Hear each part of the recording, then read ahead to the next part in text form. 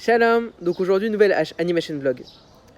Aujourd'hui, on va parler d'un sujet plus que sur l'animation elle-même, c'est-à-dire de montrer les scènes, voilà, j'ai fait ça.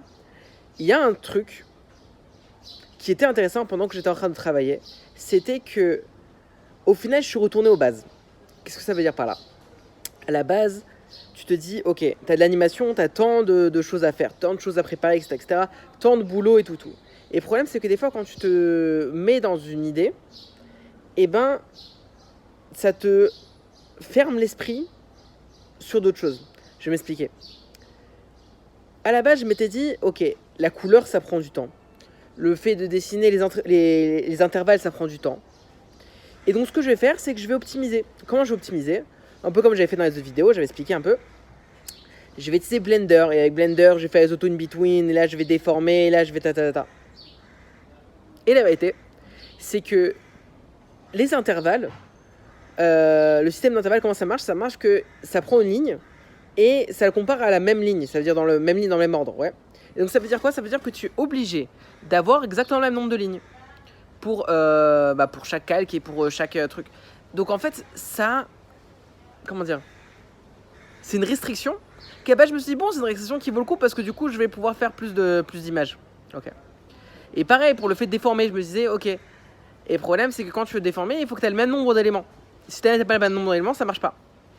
Et à nouveau, je me suis dit, bon, par rapport au nombre de temps que je vais gagner, Et au final, ce que j'ai compris, ce que j'ai appris de tout ça, c'est que des fois, on se prend la tête pour rien. Qu'est-ce que je veux dire par là? C'est que, à force de vouloir essayer de gagner du temps, j'ai perdu du temps. Pas un petit peu, beaucoup de temps. J'ai perdu du temps, une scène qui devait me prendre pas tant de temps que ça. Au final, ça a continué pendant des heures et des heures à essayer de trouver, chercher des solutions et à droite et à gauche et tout. Et ça m'a permis vraiment de me rendre compte de à quel point les Japonais, de certaine manière, ils ont raison. Jusqu'à aujourd'hui, il y a des animateurs japonais qui animent encore en dessin crayon avec feuilles. Et bon, tu te dis, bon, d'accord, c'est parce que c'est des puristes. Ouais. Mais en fait, il n'y a rien de mieux. Ça veut dire qu'on a beau utiliser tous les logiciels les plus sophistiqués du monde, plus tout ça, de ça. Et au final, la base de la base, dessin par dessin, frame by frame. Et je pense que c'est le mieux. Et je pense que ça se voit vraiment sur la nouvelle scène que j'ai faite. Et il y a une spontanéité qui n'était pas possible avant. Comme par exemple le fait que là, dans l'animation, c'était pas prévu, hein, qui sort et se détache les mains en fait. Ça va être important parce que... Enfin important. Ça va être intéressant parce que dans la scène d'après, j'aimerais qu'il y ait envie qu'il s'exprime avec les mains. C'est pour ça que je lui ai fait détacher les mains à ce moment-là. Mais cette spontanéité, elle peut exister parce que j'ai pas de restriction du nombre de lignes que je peux faire. Donc je peux dessiner tranquillement. Et dans la vie, c'est un peu pareil. Des fois, on s'imagine qu'on se donne des restrictions comme ça sur des sujets. En se disant, ça va être mieux comme ci, ça va être mieux comme ça. Alors que des fois, la simplicité, c'est le mieux.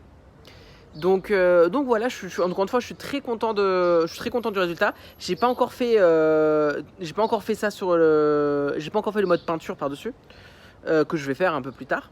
Mais ce qui est aussi intéressant, c'est que j'ai pas utilisé une machine compliquée pour faire ça, j'ai utilisé juste mon iPad. Et sur l'iPad, t'as Rough Animator, t'as Procreate, t'as beaucoup de logiciels qui sont, encore une fois, qui sont pas des bêtes de brut de trucs, c'est pas Blender, c'est pas mais il y a tout. Donc des fois, encore une fois, la simplicité, c'est le mieux. Et donc voilà, qu'est-ce que je veux dire? Donc ouais, dans cette animation-là, j'ai vraiment essayé de faire ressortir vraiment la personnalité d'Abraham, le fait que c'est pas qu'il se moque, mais qu'il montre clairement que le raisonnement des idoles et tout, ça marche pas à Nimrod, et que Nimrod, du coup, vraiment, ça va le marquer, et donc du coup, il va parler de combat. En fait, c'est un peu aussi une symbolique de ça, le fait qu'il va se détacher les mains.